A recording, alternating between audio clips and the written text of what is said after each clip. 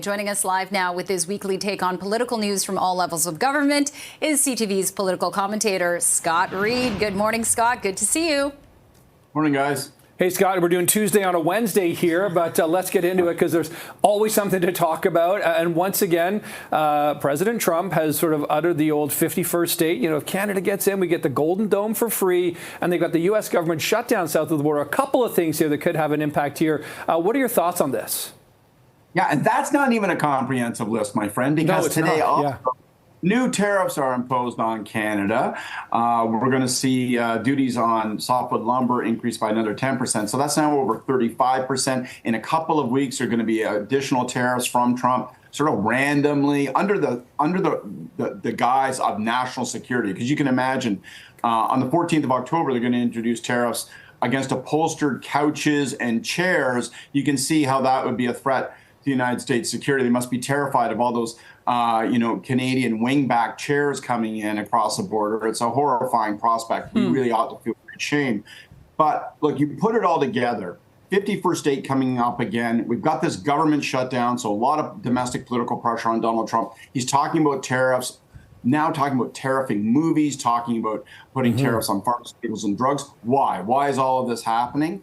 Well, because Donald Trump is seeking to distract from his own challenges. And we become almost the de facto default punching bag for Trump when he needs to make news. He goes back to the 51st state, he goes back to tariffs, and this is the challenge. So 3 words of advice for all of us, certainly for the government: expect more crazy. Because as things get difficult for Trump, he reaches for these tools. He distracts, he puts the blame on others, and he attacks. He attacks countries, ironically, who are his friends, like Canada. And we've kind of seen that Donald Trump playbook. What seems to be the response, though, here, though, Scott, is sort of highlighting that we have CUSMA and that, ultimately, when you sort of average it out, that the tariffs actually are kind of the lowest.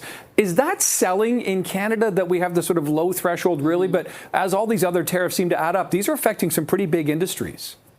Yeah, I think that message is sort of getting through on a low level where, people will say things like, well, I guess we have it better than everyone else.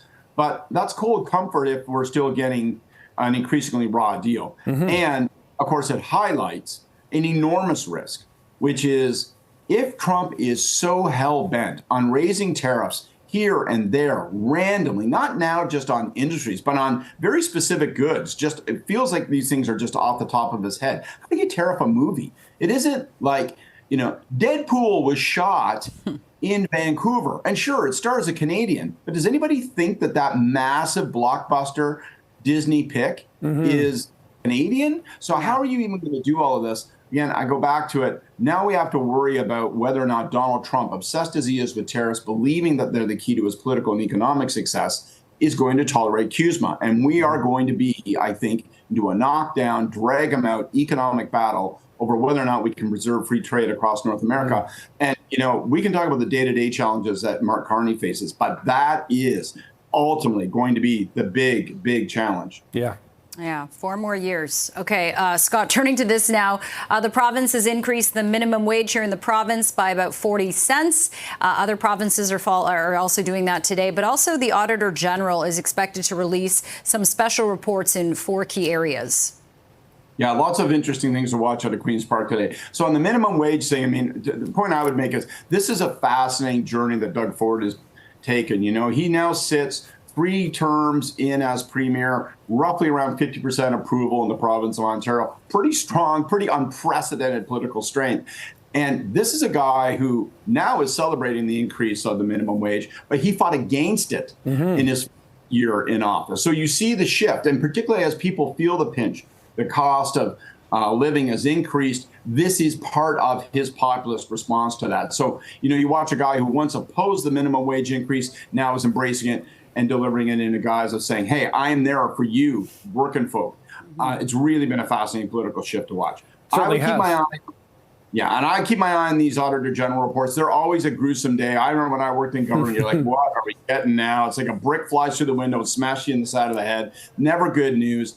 In particular, I'd be watching to see the Skills Development Fund, because it's a large amount of money and you get the Auditor General examining, well, exactly how has it been expended? And a lot of it goes through third parties. So how have those third parties been chosen? What have they done with the money? What's the accountability? I wouldn't be surprised if tomorrow we're talking, or later today, we're talking about, X millions of dollars not being formally and thoroughly traced. So we're watching to see how that unfolds and what the Premier has to say. Yeah. We've seen some reporting from our colleague, John Woodward at CTV on that, so that'll be interesting to follow that, Scott. In the meantime, at the municipal level here, Mayor Chow wants some more money, talking about maybe raising taxes to deal with refugees. This is an interesting way of tackling things, especially a year out from an election. Yeah, you got it. That's the key sentence, my friend. You know what she really wants? She really wants to deflect blame. So I think this is a fascinating dance we're watching politically, because this idea of, listen, if the federal government doesn't send us more money to deal with refugees, then we will have no choice but to raise people's taxes.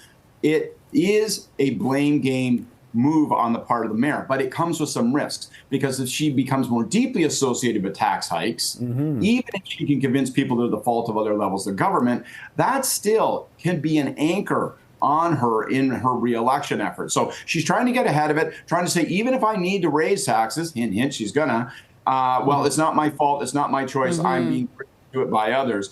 That's a very delicate political dance, particularly in an election year. I understand why she's doing it from a raw political standpoint, but boy, oh boy, it's really risky, because I'll say this, part of politics is really dumb simple. And the dumb simple part of this is, if you say a word over and over again, people start to associate with that word. So if she's saying taxes, taxes, taxes, don't be surprised if her opponents down the road are saying, hey, Olivia Chow, taxes, taxes, taxes. I'm going to be really interested to see. And I bet this is going to be the last example where she threatens to raise taxes because of the failure of other levels of government to provide what she would regard as sufficient funding.